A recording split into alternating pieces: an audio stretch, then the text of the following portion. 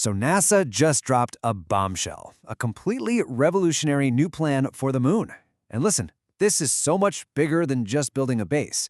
It's about a fundamental shakeup within NASA itself, all driven by challenges we frankly haven't seen in decades. Let's get into it.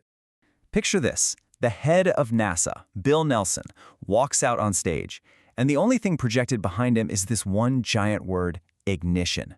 I mean, what a statement, right? This signals the start of a whole new journey. It's a rejection of the old, slow way of doing things, and a new promise to not just set high expectations, but to actually meet them. So why the sudden urgency? What's driving all this? Well, it's a new great power competition. NASA has been crystal clear about it. There is a race with China to stake the first permanent claim on the moon, especially for those strategic resources like water ice at the lunar South Pole. The old way of doing things, that was a losing strategy. This is definitely not your grandparents' space race. And the shift in thinking is just massive. I mean, the Apollo era was all about flags and footprints, right? You get there, you make a statement, and you come home. Today, it's about establishing a permanent presence. It's gone from being a political statement to a core strategic goal. Why? Because the nation that builds a sustainable lunar outpost first is going to be the one that sets the rules for decades to come. And for the first time, NASA is just coming out and saying it. The objective is permanence. America, they're saying, will not give up the moon again. But you know, bold words are one thing. You need an intelligent plan to back them up, and that's where everything changes. To actually achieve this new vision, NASA had to basically tear up the original Artemis plan and start over.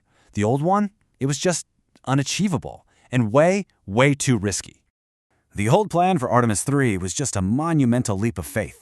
You go from a simple flyby in Artemis 2 to a full-blown lunar landing with a completely unproven vehicle. The risk was just insane. The new plan, though, is a brilliant course correction. They're doing a dress rehearsal in the relative safety of low Earth orbit to make absolutely sure everything works before we go all the way.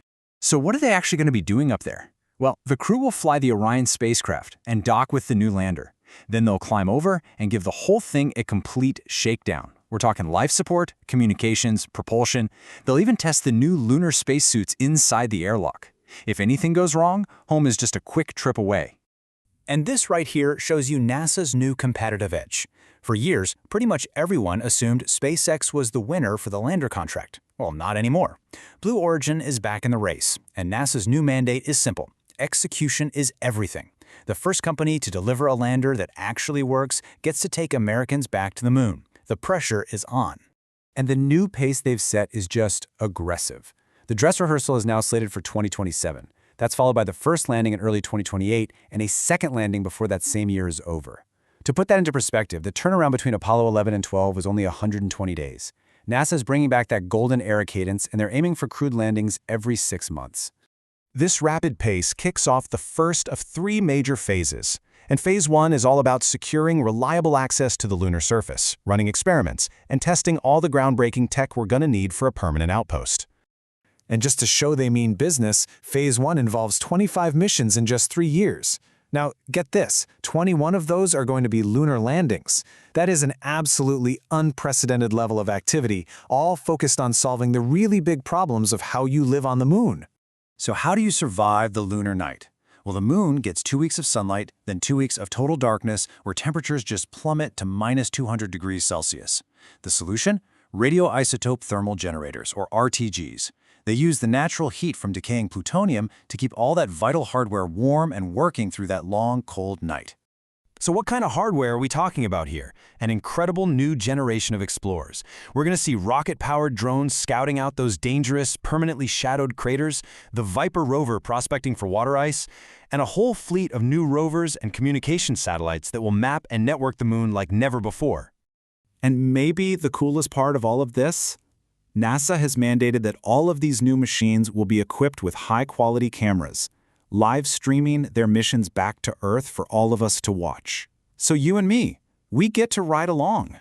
And all of this work, all this incredible technology, it all sets the stage for building the foundation for a permanent home on the moon. So Phase 2 is all about heavy-duty infrastructure. We're talking large excavation rovers to great landing pads and a pressurized mobile habitat. Think of it like an RV for the moon that allows for much longer science trips. This phase also introduces nuclear fission reactors. Now, those RTGs we saw earlier are great for providing heat, but these reactors will generate significant power, enough to run a small village, which is exactly what this base will become in Phase 3. That's when we'll see those connected habitat modules arrive, ready to support rotating crews for long-duration stays. And this is where it gets truly futuristic. The key to long-term survival is something called in situ resource utilization, or ISRU. It's a fancy way of saying living off the land. And this isn't just a cost-saving measure, it's the only way a permanent base is even possible. By harvesting lunar rock, mining water ice to produce breathable air and rocket fuel, and even 3D printing structures from moon dust, we finally break our complete reliance on Earth. But, if you think this is all just about building a base, you're missing the most important part. NASA has basically admitted this plan is nearly impossible. And that is exactly the point. That famous sentiment echoes through this entire thing. The challenge itself is the objective. The real mission isn't just about constructing buildings on another world, it's about pushing humanity to do something we once thought was impossible. Because ultimately, the goal isn't just to build a city on the moon. It's to inspire the next generation of scientists, engineers, and explorers. The people who will take what we learn and go even further. NASA's job is to lead by example. And with this plan, they are finally back on track.